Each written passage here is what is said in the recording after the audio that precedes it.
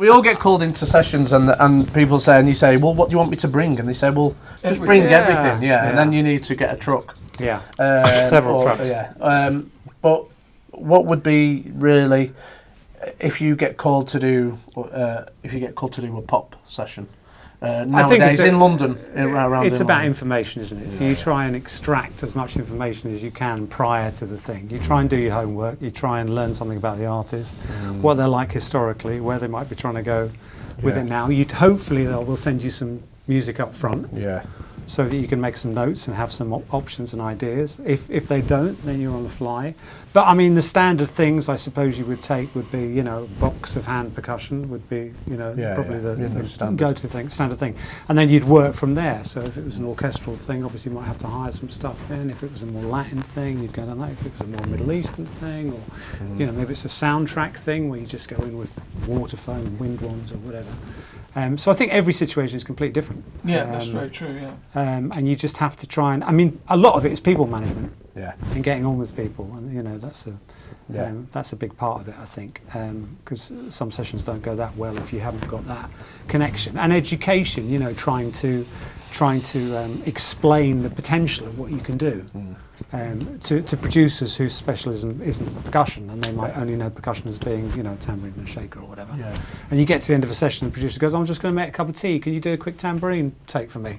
Doesn't even listen to it, So in that instance, what I try and do is like do an arrangement of the song as I'm doing it. So give them different options in the verses, in the choruses, in the middle eight maybe, and just build throughout the thing. So that if at some point later on when they're mixing, they turn around and go, "Oh, all I've got is 16th notes all the way through the track." No, in fact, you've got 3 or 4 or half a dozen different patterns throughout the track to choose from, so that they can then slot it in at a later stage. Yeah. I think that's kind of effective. Yeah, recently I did a session, an album, and there was nothing. I went in completely blind, and they wanted, all I knew was they wanted percussion on quite a bit of the album, and I went in there, and then they played it me, and then I had to play, which was, I don't always have to do this, but they asked for variations. So what they asked was, yeah, that's great, but can you maybe do it another way? So maybe just conga patterns, maybe doing, because it's a pop thing, maybe not playing the slaps on the downbeats, maybe they want them on the upbeats, or they want them somewhere else. Not playing as much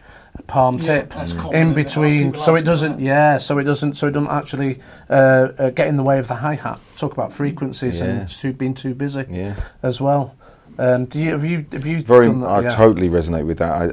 And I think when I first started, because I was excited and I was young and I didn't necessarily know, but I just wanted to throw everything I had at every session I did. Yeah, sure. Check what this does. Check this out. Yeah.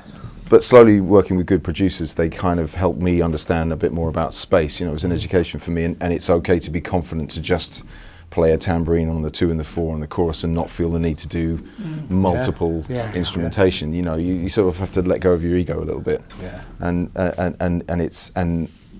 like I totally agree with you about trying when you can, depending on the personnel, maybe being able to give them a few options with like maybe 2 or 3 shakers, play slightly different feel. I mean, even we all probably kind of learn to play a shaker our own little way, but we all kind of understand that thing that producers go, "Oh, I love that sexy kind of feel when you play the shaker, when you kind of give it that lilt." Yeah. But quite a lot of pop records don't want it. Yeah. It's very tight, straight 16th, and that used to really hurt me when I was, in my early 20s. I was like, "Can't I just? But check what this does." Yeah. But eventually, I kind of went, "Okay, no, it's a pop record. I've got to understand how this has got to work," and I learned something, So, I mean, probably I think it was Alex Acuna who said, somebody asked him a similar question, like, what would you take to a session, or what have you used the most? And I kind of agree that pretty much shakers and tambourines have been the mainstay of many of the sessions I've done. So it's always a joy then when somebody goes, no, you can, the door's open, play some congas, bring some other things, an udu, whatever.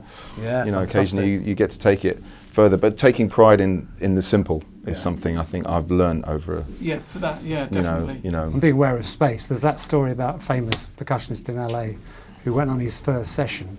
And he'd learnt all these conga chops, and he gets into the room and he just blasts all the conga chops. Yeah. They said, "Oh, a bit simpler," so we kind of did the same thing again. They said, "Okay, that's fine, thank you, we've got it." So he went and had lunch. He's loading his gear out into the car park, and a mate of his is coming in. He says, What are you doing here? Oh, I'm coming to a session with so-and-so. Brilliant. I've just done that session. No, I haven't. Yeah. You learn quickly, don't you? You learn quick. Yeah. I tell you what changed for me a lot, my attitude to sessions, is when I started doing a lot more of my own projects and putting things together and finding that outlet for, you know, what I wanted to do musically, which wasn't necessarily, you know, catered for on sessions. And it meant that I could completely separate the two approaches and kind of just think of myself as I mean, it's guttural thought, but I'm just like the producer's sound module. You know what I mean? You go in there and, you know, you press the buttons. I mean, if you want me to compose, if you want me to actually write parts, then that's a different discussion. Otherwise, you've got to know what the buttons to press on the sound module. Yeah. Otherwise, you're not going to get it. And I know we're talking about having the right attitude and all that, but I think slightly differently to that. You know, always been a little bit controversial with a lot of people that I work for in that way. But you know, I think people have got to know if you want the best out of something, you know, if you want the best out of your new car, you don't put fairy liquid in the petrol tank, you know. Yeah. And so I think if people know what they want, you know, and otherwise just, you know what you want, tell me. You know, I remember doing a thing with Phil Manzanera in the studio, and he was brilliant, creative mind, and we ended up taking the AC unit front of that off and the lamp. We went and got the dustbin from outside. Right. But it was brilliant, brilliant creative session. Yeah. In the beginning, I thought, you know, what's he on about? You know, it's ridiculous. But then it was just brilliant. It was just like an amazing thing, you know. Yeah. I mean, it can't be amazing all the time as well. You know, a lot of work you do, you know, but those sort of situations, they're the gems, aren't they? I started to look forward to that. Like maybe out of 20 sessions, there'll be one where you really got to be who you are. Surprised, you know, surprised that you can. I did a Level 42 album, and the first thing I did was Bata on the opening of a track. Fantastic. Yeah. That's you wouldn't expect that, you know. Yeah. And I was like, are you sure, guys? Because I just had it with me, and I think, you know, I know them because I was, you know, but I just sort of pulled it out and was doing a thing. They went, now. I'm like, yeah, great. I'm going to get away with this. And I did, you know. Yeah. Great. Send Bata with it. Yeah. Hey. Oh no. It just keeps coming. Oh no. So as far as doing your own creative stuff, I mean, I was on the train coming. I was listening to Boom, which is obviously an amazing album that you did with Luis Conti, and that really, for me, that breaks down lots and lots of. It doesn't really don't break down barriers, but what it does is it crosses over different musical influences, certainly percussive wise. Yeah. Because obviously playing tabla along with rumba tracks for me is just you know it's. You're really standing on sacred ground with some purists. Yeah. But for me, I love it. I love it. Totally. I love the story where Aeto went to Cuba, and they all gave him a hard time because he was playing the clave the wrong way around. But everybody was dancing, you know, and so it doesn't matter, you know. It's important to riding backwards on a horse. It was like he was just probably playing it with his Portuguese butchers slippers, but it was like, you know, it was great. But and they stopped him. He said, you know, he wishes they would all just forget about that and everybody just get on, and it's music, and if it feels good and it feels right, then that's what it's all about. I think that's really true. I think, and it's nice. I think in, you know, with the Calave Police, and I think we all know what we mean. You know, the hardcore Cuban Puerto Rican story, totally valuable, very important. It is. But I think the younger generations, what's good is I think they're really opening up to that, which is good. I think that's become a little bit less of a thing. I mean, you got, you know, if you're in a salsa band and it's hardcore, you know, Montuno, then it makes sense to make it feel a certain way, and I get that and I respect that. But I think absolutely we're here to break rules. I think all of us, that's kind of our journey. I'm like, can I make this work? As long as it feels good.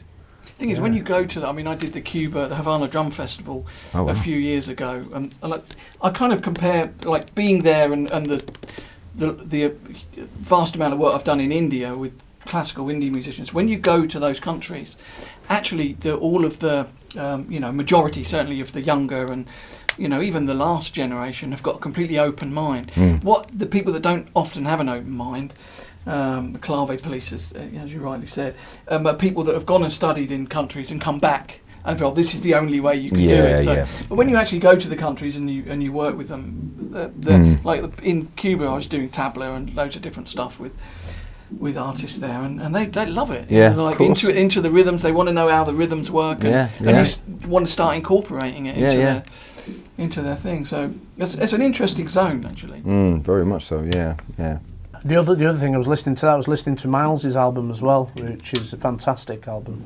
I mean, how many albums have you had out, Miles? Have you had it, or is? Well, that's kind of a solo one, but album, but fantastic, the other stuff is like. I mean, just talking about from a percussive point of view. Yeah, that's very much. Yeah, from a percussive point of view. Oh, thanks, fantastic. Yeah, appreciate that. You know, well, I'm really breaking a lot of rules there. There's even with the rumba stuff, I'm not doing it exactly the way it's done. I didn't sit there and write it all out and make sure there was. I just trying to get the feel across, and trying to give it my own. And do your own thing. Do my own thing with it. Bring. Why would you try and compete with? Exactly, I can't. That's what they do, and they do it so brilliantly. Absolutely. But if I can get that, I love the feel of it. So let me find my way to interpret spirit it as well. Your individual spirit comes out. Yeah. I mean, I was very lucky to have done an album.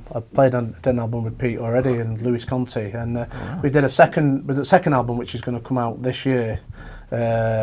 With Mino Sanello and Pete and Luis Conti, but the weird thing is we actually got Mino to record his parts while he was on tour with Marcus Miller. So I went and picked him up from the hotel and we took him to studio in Manchester. Great. And I just got my an array of percussion instruments out because he didn't have anything. I thought we're going to play some tracks that Pete's already played on, Luis Conti's already played on, and it's going to be great. He's going to play all over it. And he got there and he goes like this. There's a microphone and he's just sort of like that. Yeah, go on then, go, and started singing on it. And it was like. Great. And it was like, just brought all this percussion in. But it sounded great. But what it is, it's got his signature on it. Yeah, of course. He's got that sound. Signature, that sound that he's got, He's great, He's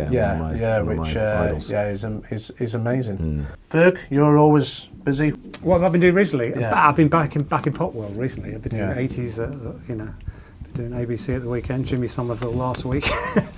Some orchestral stuff I've been doing. I did a good one earlier in the year, did Pete Townsend. Fantastic. Just ducking and diving, and I've been lucky to do it for. I think the thing for me that's worked is rather than being a specialist in one thing, I've always done a lot of different areas.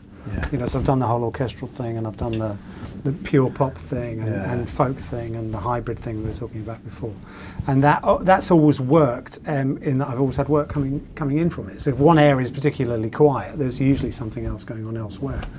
And I think that's a valid thing for people beginning to play and wondering how can I ever make a living? Because versatility totally in that way. Because if you're just purely like the fastest double bass drum player, your lifespan is short, and you're just waiting for the next person to come along who's faster. And it's difficult to make a living, and of course, trying to make a living is up and down.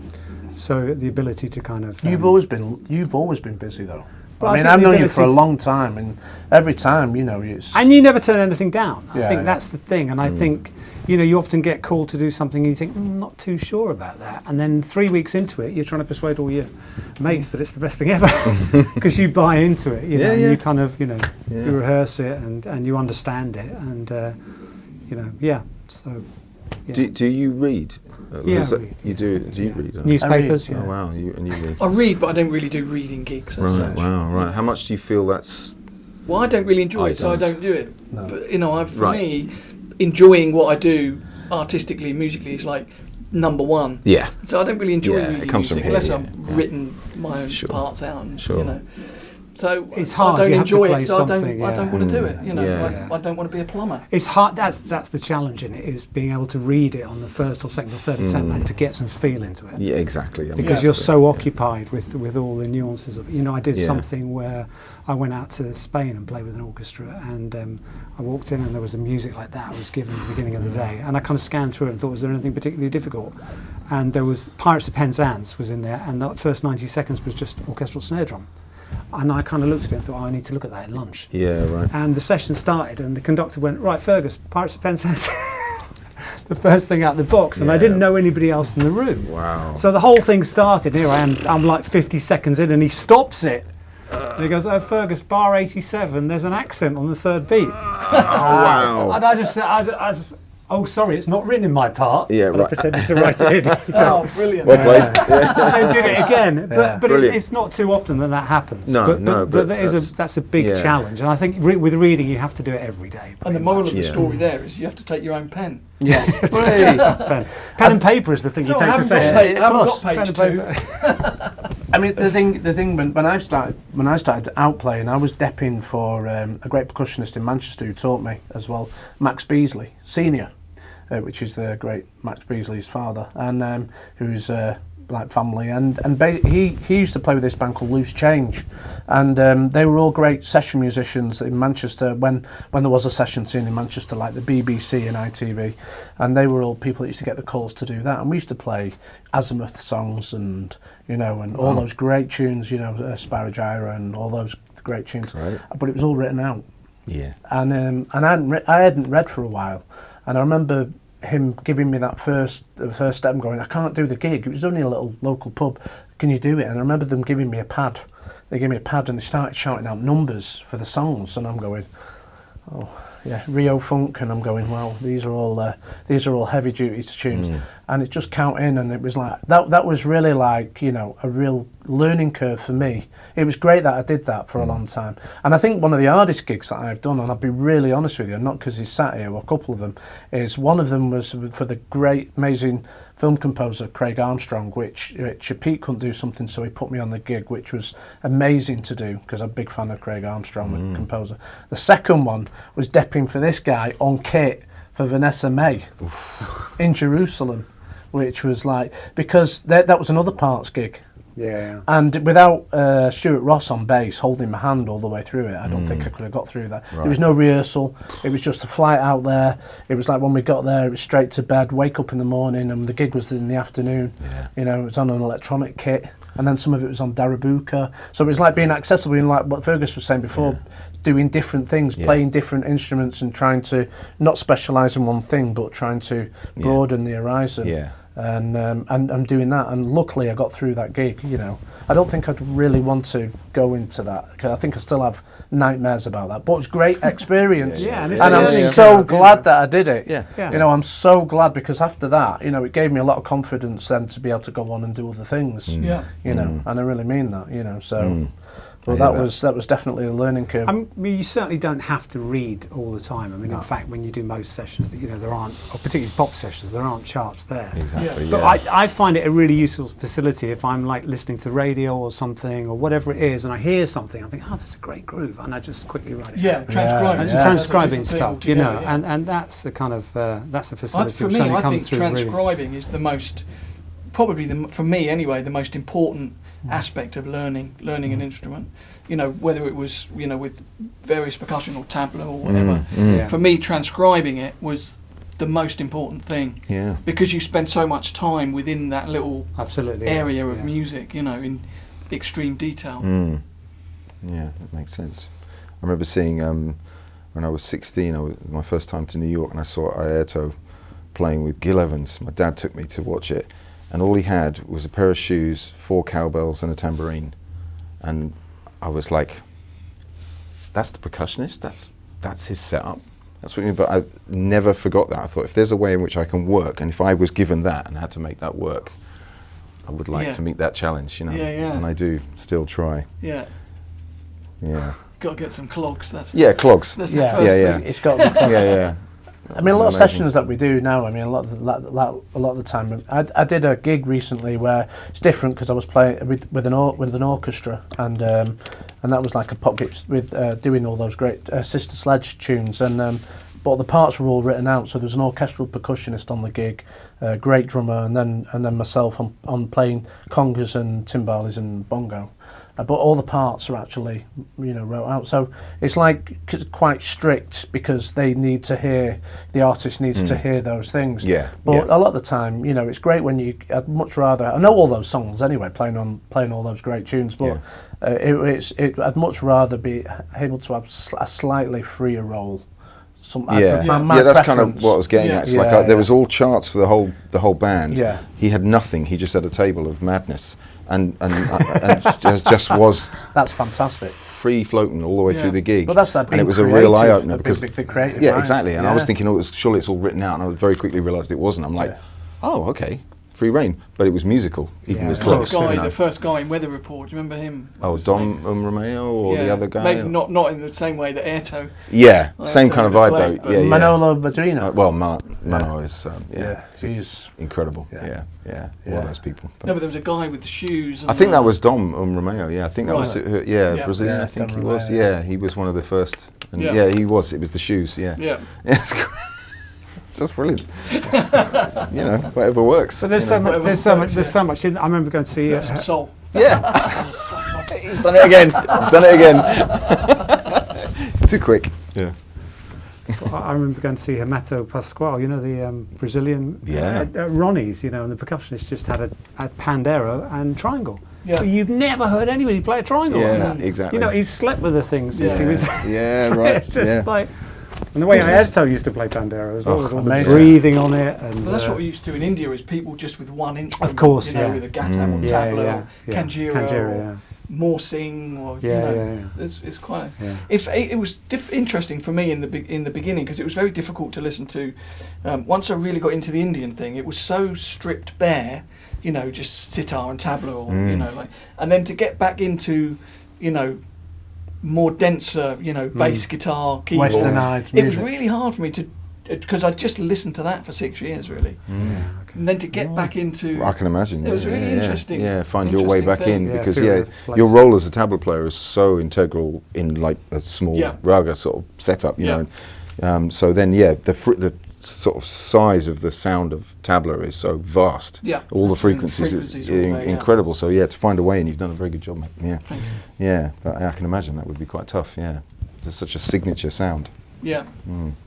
But you've done gigs I remember seeing you playing with Massive Attack, and you were supporting Massive Attack on a tour with an artist. What was her name? Martina, and that was a really interesting gig for you on that as well, because you had some. Yeah, we had a duo project for it was a couple of years. I think we did over 300 gigs on it.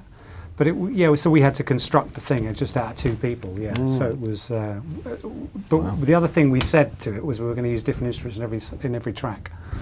So I had a very interesting setup of like a very small bass drum with a cajon and snare drum, tabla, played a bit of guitar, played some didgeridoo. She played log drums, keyboards, sang.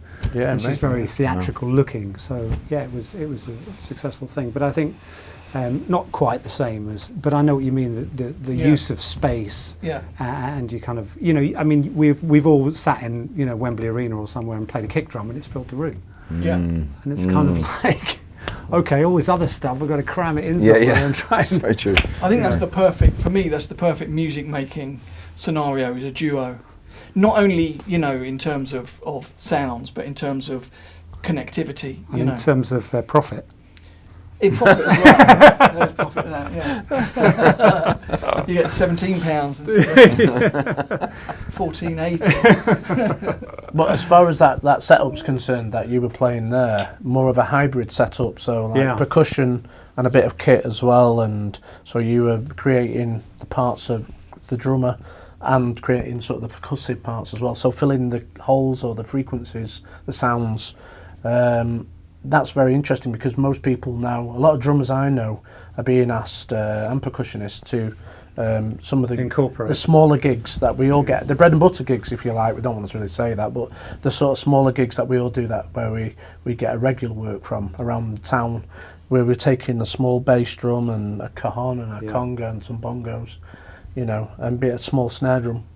It's all changed really, because I remember growing up it wasn't really like that. There was always like a drummer and a percussionist, and now people want different flavours when they're playing. There was less percussion available really as well. Very much so. There's a huge variety of stuff available now. Yeah, from all the companies. Well, that was the thing. Yeah. You just couldn't find percussion when I started. You know, I couldn't wait to go to America for the first time to tour, to actually be able to go to half of the shops, and, you know, in New York. And you bought that as well, and I bought everything. You do. You hoard everything. Yeah, spend all your tour money on gear. Yeah. But you just couldn't find it. Now the internet, you know. Yeah, exactly. Have it delivered, you know, the following day. It was so hard to get a cajon. Yeah, it was. It was so hard to get a cajon. Variations. I think the first one that I ever saw was World Beat. You know, there was a World Beat cajon, and I saw it in a magazine, but nobody had it. You couldn't order one. And now look at every company does cajons. You know, and there's so many to choose from. I mean, for me, you know, I hope I'm not speaking out of turn here, but you know, I just think it's gone a little bit over the top. I think that as long as you get a good sounding box, which is what it is, and it's got all the right frequencies, bass frequencies, and I just think that's these. Of course, and of course it is, yeah. I mean, where it's valuable is when you've got really different ones, like the Peruvian one, you know, the bass one that you play on the sides. Yeah, very much so. Yeah, you know, that's very. I think it takes you a long time to realise what a good sounding instrument is. That's true. Yeah, I mean, the amount of kind of just on a simple level, the amount of tambourines I went through before I actually realised what a good tambourine was. You know, so you buy one, and you think, oh no, this is better, this is better, and 20 years later you think, oh no, that's actually what a tambourine should sound like. And the same with all instruments, and you know, it's a real journey of kind of just enlightenment, if you like, you know, and realising, self-realisation of what everything sounds like and how everything should work together. I think there's a lot in that. I agree. I've bought a few cymbals over the years, and then I've maybe given them away or sold them. I haven't sold very much. I'm a bit of a hoarder. We were talking about that earlier. We know we all do it. But now, on reflection, there's a few that I think, oh man, I'm 15, 20 years down the line. I think I'm a slightly more improved musician. I probably shouldn't have let go of that thing. That cymbal that I thought wasn't that great, maybe it was fantastic, and it was these that weren't working. I think I've done a bit of that. And these, and these, you know, like how best to draw out. Yeah, and it's like you'd identify now in the music that you're playing. I've done that as well. I've done that and got on a session and I've been playing a shaker, and they've gone, have you got another one? I'll play this one. And as I'm playing this one like this, I'm thinking, this is quietly louder, more dense. This is softer. And then they go, and I'm thinking to myself, I wish I'd have brought the other one that's on my kitchen table at the moment. You know, of course, of course. But it's I mean, with gear, is there anything your favourite piece of percussion gear? Miles, go. Anything that you probably an Udo. An Udo. Probably. It's not necessarily something I'm the greatest exponent of, but as an instrument, as versatility, I think the, you know, we were talking about going on the journey of finding things. When I was quite young, I got to go to New York, and I'd seen Minu playing the Udo with Sting. Fantastic. And that blew my mind. I was like, what is that thing? I have to, I have to have that. And so that was my journey. It took me about 2-3 years before I eventually found one, and I got the Giorgini one, you know. I was just going to That's the one, you know, and I waited, you know, and so I have a real love affair with that. It's such a complete instrument. It's not that distant from tabla, and it's, you know, as you know, and Gatam, and you know, that whole thing. It's amazing the first time you hear Udo, though, isn't it? It's really, I remember seeing Nana Vasconcelos do I was just going to say him, with a couple of glass. It's sat at the front, and he had that and a couple of wood blocks. Exactly. And he did a solo on that, and I'm like, and you're like, you can do that. What was that? Yeah, exactly. And the way he used to do that kind of loop station stuff before loop stations were having 4 mics. With different delays and build up a whole kind of exactly. He was doing the loop station stuff. I mean, I love all the instruments, but I think maybe that's the, you know, often, you know, there'll be the one I'll just sit down and I'll just play, and I'm just happy to play. It's a satisfying instrument. Very satisfying instrument, very sort of self-contained. So it's a hard one, because I get asked this a lot in interviews, and I always end up, you know, saying changing your mind. No, I say I don't have one because it's all my family. That's what I normally say in interviews. But it's true. I'd agree with that. Trying to choose your favourite child. It's true. It's true, and also they all have kind of different, you know, different applications in different arenas. I mean, in terms of learning and study and complexity and you know, finesse, and I suppose you probably end up being the tabla. Would be my was the instrument that's taken me the most to get anything out of, you know, over the years. So, but it's a tough one. Tough one. That and the egg shaker, of course. Thank you. Fergus?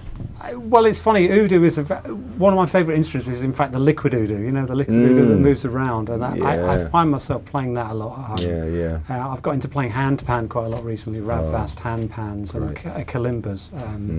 But I think probably my favourite instrument is that pitch bendable rototom. Oh, cool. Brilliant. I love that. You know, great. It's just an old Remo rototom with a pedal on it, and it has the same effect as a talking drum, or like playing loads of concert toms. You know, and often find when you're doing a session, producers are looking for different ways to get from one section to another. So how do I get from the A section to a B section, but without doing a standard drum fill or without doing without doing a cymbal swell or whatever? Great. And that often gives me that option. Great you know, transition it's instrument. Great transition instrument. Oh, brilliant. And I think. I like playing that. Oh, nice. My favourite percussion instruments are really the gifts that people give me, to be really honest. You know, I've been very lucky that all my friends are percussionists. The gift of music, of course, the best answer. No, the thing that Miles is about to give me. No, I've had percussion instruments from my dear friends Louis Conti, Bashiri Johnson, Pete, yourself over the years, but those kind of things, because I would never have sourced them. So really, what that is for me is they're great gifts, because it's not really something that's manufactured. You know, it's like when you're out and I mean those little rattles that you got in was it Sri Lanka? No, you didn't go to Sri Lanka. Where did you go to? You and Pam? In Burma. The little wooden things, from a. They've got that little nails in. The metal ones. Yeah, the metal things. Yeah, wooden metal things. Wooden metal things. Have you got them now? Wooden metal plastic things. They're from Burma. From Burma, you know, those things. I mean, I've never been to Burma. I'd love to go, but I mean, you know, those things I would never have sourced them. Yeah. I mean, of course, I love the congas. You know, I love the Pearl folkloric congas, which I use all the time. You know, I'm well known for using those. But you know, conga drums. I love conga drums, but it's about the toys and about the small things for me personally. You know, it's about colours, like we were talking about before. You know, Dave Hassel, who's a friend of mine who's in Manchester, for all of his students at the Royal Northern College of Music, has a bag, makes everybody go out and gets a bag for life from one of the supermarkets, and in that he makes them buy a tambourine, a cabassa, a shaker, a pair of claves. And a triangle, and he has a triangle, and they have an aguero, and they have to have that. I think that's a great starting point. Interesting, yeah. That's a lot of homework right there. Yeah, that's it. It is, isn't it? Yeah. To sit down and study that. Yeah, that's the first 20 years. Yeah, I mean, it really. I remember my first ever session was with a band called Thunder. I don't remember Thunder. Oh yeah. Of course, yeah. And that was just one box of. There was a couple of drums and stuff like that. But one box of hand percussion. That was it. There was nothing. I didn't own anything else. You know, so it wasn't like I had a big collection at the beginning. You wouldn't really associate percussion with them, would you? It's kind of no, it's funny because I was going in. I had it was tabla and loads of funny things. I went in the studio and it's all like, you know, skull and crossbones everywhere, and then they'd done the. Do you remember Jacob's down in Jacob's studio down in Aldershot? I never went there. But, yeah. And skull and crossbones, and there's me tabla and me shakers, you know. Shakers. I mean, I think I would say that it touches on something else, that when you go with whatever instrument you have, or instruments you have, that you kind of know them. You understand them, you understand what they can do, their role, so that you don't get caught out. You know, that true, actually, you know, like be prepared. And there's a little bit sort of like the young session guy coming up, girl. Simple things like quality of your instruments, the care with which you have for your instruments. I'm just trying to pass on that kind of. It should be about you playing. It should be about the music, and it is. But turning up with good flight cases, turning up with good equipment that you care for, showing that you have pride in the thing that you do. I think I've noticed that made quite a difference to some of the work that I got. And sometimes I'd take something out of the box that I hadn't really practiced, and sort of think, it'd be cool to put that on there. And I realised very quickly I wasn't that well versed in that thing, even down to Guiro playing Guiro at a certain tempo. If you haven't really worked at that, as we know, you can get very quickly caught out. So, sort of smart mental preparation, No, the opposite for me with that was I was doing an A.R. Rahman session, and we'd been a few days into it, and I thought I was itching to get to the tabla, you know. Yeah. So finally we got to the end of the you know, few days recording, and he said, "Oh, we're about a tabla on this." So I start playing tabla, and then he comes over the counter and says, "Oh, it's too Indian." Well, can you make it sound less Indian? So okay. So I try a slightly different technique, you know, and so no, it's still too Indian. In the end, after 3 or 4 goes, I've had to turn them round the other way and play them like bongos, and that was what he wanted. Wow. So it was okay, it's there you go. Inversion of you know, you're right in what you say, but this is a funny inversion of that. Yeah, there you go. So he wanted that essence, but they didn't. He didn't even want that. He wanted this. Yeah, maybe you're right. Actually, yeah, he wanted that kind of flavour. Maybe. Yeah, the flavour. But it didn't even sound like tabla. But you have the skill set to be able to do that. That's the thing. Actually, you know, you have I the knowledge. Didn't need any tabla. Well, not as much. Yeah, that's true. I suppose you just turn Great. around and Give him my number. That's fantastic. But you had to be open-minded enough to do it. True, exactly. That's what I mean. Yeah, not kind of. But that's not what this instrument does. I can't, you know. But because you know Spirits, Keith Jarrett's Spirits. It's an album he recorded in his garage, and he was never going to release it. And his friend heard it and said, "Oh, you've got to release it." But it's brilliant. He plays everything like flutes but he plays tabla on it. So originally I got it because it had tabla on it. So I got it. You thought, listened to it, and it's like, oh, it's horrendous. So I threw it away, and then a few years later, somebody got me that album for Christmas. Okay. And I was like, one of those presents you open, like, thanks for that. Anyway, I put it on, it blew my mind. There you go. You know, it's like, but it's because of the way he's playing it with mallets, and my mind was closed at that time. Because of all the learning that I'd done within the Indian genre. And then it was like, wow, it's just amazing what he does. No, that's great. That's really important. Keith Jarrett. Yeah.